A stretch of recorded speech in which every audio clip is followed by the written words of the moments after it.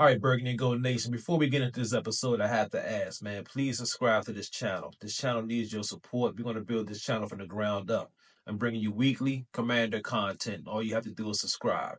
And the best thing about subscribing is absolutely free. It won't cost you 1 penny.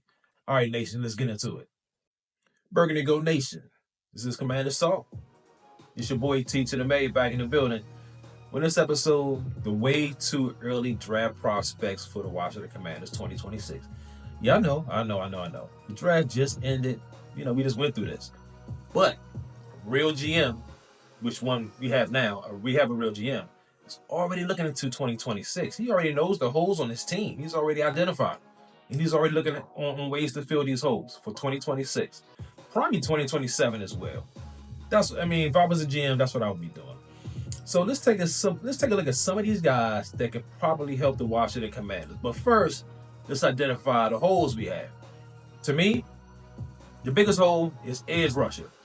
You got to get a guy on the edge that can get you double-digit sacks. We don't have that guy. We need a guy that's a blue-chip guy. We need a guy that offensive coordinators have to plan for every Sunday. We don't have a guy like that. So to me, that's number one. 2, running back. Now we got some guys in the room. B-Rob, we got Eckler. We drafted the guy this past draft in the 7th round, Krosky Merritt. Yeah, sure, those are all good guys. But we need a guy that's a problem. Okay? None of these guys are problems. We need a guy on the offense in the backfield behind Jaden Daniels who is a problem. Has breakaway speed, has hands, he's physical.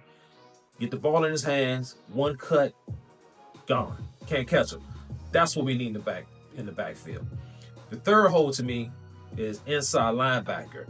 Now, yeah, sure, we have Bobby Wagner. But listen, man, Bobby Wagner is old. Call it what it is. The dude can still play. Sure, he can get you 100 tackles a year, of course. But why not draft a guy to sit behind Bobby Wagner and learn from him? And then when Bobby Wagner steps away, this guy can step in. So to me, those are the 3 holes. Edge rusher, running back, inside linebacker. So let's take a look at some guys that can probably help the Washington Commanders next year in the 2026 draft. Now, keep in mind, too, hopefully we won't be drafting until maybe pick 25 through 32, somewhere in that field. If we draft higher than that, then we have bigger problems to worry about. We should not be drafting high in the draft. We should be mid to late in the draft. Like I said, somewhere around 25 to 32. That's what we should be picking. So I try to identify some guys that will be around in that part of the draft. So let's start with edge rusher first. First guy I have is LT Overton from Alabama, 6'5", 283 pounds, a rating score of 87.6, position ranked 5th. Now, this guy is a more of a run-stopping edge rusher. He can get you some sacks, but not a whole lot. You can play inside and on the edge. So he had 42 tackles last season, 2 sacks, 1 forced fumble. Now, the alarming number right there, 2 sacks. For the Commanders, this guy can help, sure, but we need a guy who can get you double-digit sacks and a guy with some speed and a little bit of bend. I don't know. This guy's from Alabama. He's probably a good player, but for the Commanders, maybe. He's a maybe for me. Next, I have Danny Dennis Sutton, Penn State, 6'5", 272 pounds. A rating score 87.4, position ranked 6th. He had 42 tackles last season, 8.5 sacks, 2 forced fumbles. His write-up, he says he has some violent hands, impressive physical frame, displays power, impressive closing bursts. Now, with the 8.5 sacks, this could be a possibility for us. If he can get you those somewhere to some double-digit sacks, then this guy could fit the mold of what we need. Next up, last, I have Mateo. I'm not even going to try to pronounce his last name. You can try your own. I'm just going to say Mateo U from Oregon, 6'5", 270. Position ranked 7th. He had 38 tackles last season, 10.5 sacks, 2 forced fumbles. Now, this guy is intriguing to me. I think this guy can help the Commanders. I think he can be an edge rusher. He has some size, 6'5", 270, and he had 10.5 sacks last season. And I think this guy right here could be one we should look out for. I think this guy can definitely help the Commanders. Let's look at some of his write-up. Explosive first step, rare athletic versatility, natural instincts, excellent lateral agility. This guy right here, I think, could be the one that might help the Commanders in next year's draft. So I like what I see in this guy. So, okay, next up, let's take a look at some of the running backs, man. Some of the running backs that can possibly help the Commanders late in the draft. We don't have a second round pick, so it would have to be someone. I'm thinking in the first round, I would go edge. In the third round, I would probably go running back. So I try to identify some guys who will be around in the third round. So first, I came up with Darius Taylor from Minnesota, 6 feet, 215 pounds. His 40 time is 4.5. He's running 4.5 40. Now, that's a little slow, sure. But for the third round, this is probably where we're going to be picking. And these are probably the guys that are going to be around in the third round for us. He had a rating score of 83.4, position ranked 7th. This guy is a dual running back. So he can run the ball and he has hands. He's a natural hands catcher. Decisive north-south runner, runs with outstanding body lean, displays impressive short area bursts. So he can get that ball, he can hit the hole quick and get you probably 6, 7, 8 yards. He probably won't break them. To me, this guy sounds like pretty much like a B-Rob that we already have. So let's see who else is out there. Next I have Le'Veon Moss from Texas A&M, 6 feet, 215 pounds. His 40 time, he ran a 4.4 40. A little bit faster. Rated score 82.2. Position ranked 9th. And they say now his write-up, they say he's more of a workhorse type of runner. Explodes through the running lanes, crafty footwork, breakaway speed, wears down defenders with a punishing running style. I like that. He's violent. Now this guy's intriguing. From Texas A&M, 6 feet, 215 pounds, a 4.4 40 is decent. It's not super fast, but for the NFL, it's good enough. Position ranked 9th, workhorse. I like this guy. This is probably one of the guys that they should keep their eye on. Le'Veon Moss, Texas A&M. Last, I have Mark Fletcher Jr. from Miami. He's 6'2", 225 pounds. He ran a 4.5 40, a little slower. Rated score 82.0, position ranked 10th. Now, this says here that he's more of a workhorse back as well, a downhill bruiser.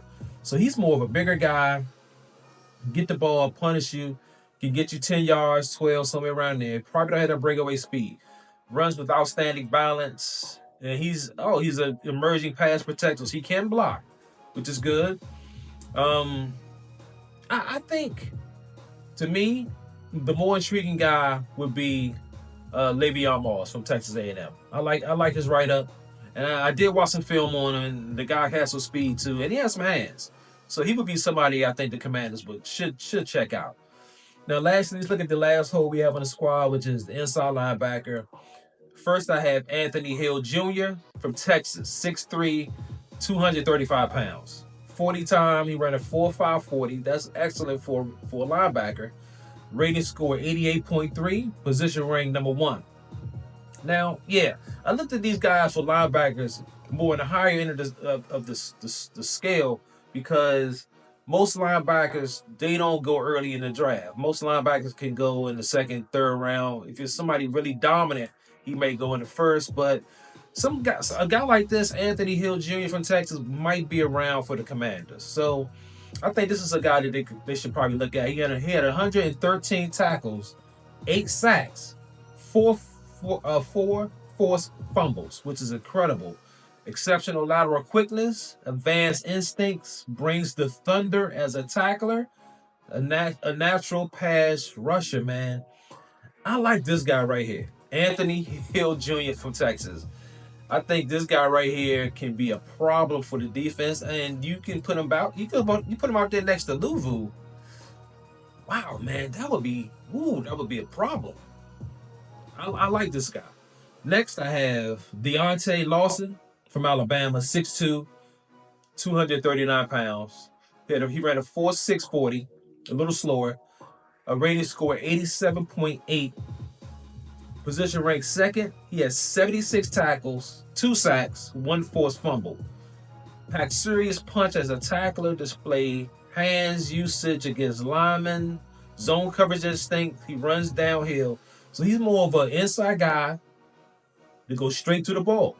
Fills those holes, meet you in the hole, baby. He's going to take you down. I like this guy as well from Alabama, but I like the Texas. I like the guy, the first guy, Anthony Hill from Texas, man. That's the guy right there. But let's take a look at this last guy I have for you. Drake Bowen. Notre Dame, 6'2", 239 pounds. He ran a 4.640, a little slower.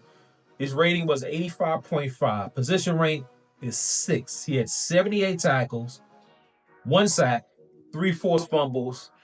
Delivers bone-rattling hits. Man, that sounds like something Joe Witt would love. Bone-rattling hits. I like that. That's incredible. Exceptional speed against the run. Relentless motor. Rarely gets jumped. So this guy right here would be a guy that I would look into as well, man. I think I like this guy here. So, I don't know. I think those are the 3 biggest holes that we have on this squad right now. Edge rusher, of course, unless we could pull off that trade for Trey Henderson, which I don't see it happening at this point. But, Adam Peters, I'm going to put nothing past Adam Peters, man. He is always on the job. That's why I love him as a GM. If anybody can get it done, the trade for Trey Henderson, AP can get that done. But if he don't pull that trigger for Trey Henderson, man, these are some guys on this list, and the inside linebackers, even the running backs, they can probably help the Commanders next year in the draft. So, I don't know, man. We'll see what happens. I'm looking forward to this season already, but I just wanted to identify some holes on our squad and some players that can probably fill those holes. All right, Nation, man, that's the end of this episode, man. I appreciate y'all chiming in. Man, get in the comment section. Let me know some of the biggest holes you think we have on this squad. I mean, you may differ. Running back, whatever. Just let me know in the comment section. Also, if you can bang that like button, bring a notification bell, man, please subscribe. This channel needs your support. And if you can, please donate to the machine. If you made it to the end of this episode, I owe you a drink, baby. Salute.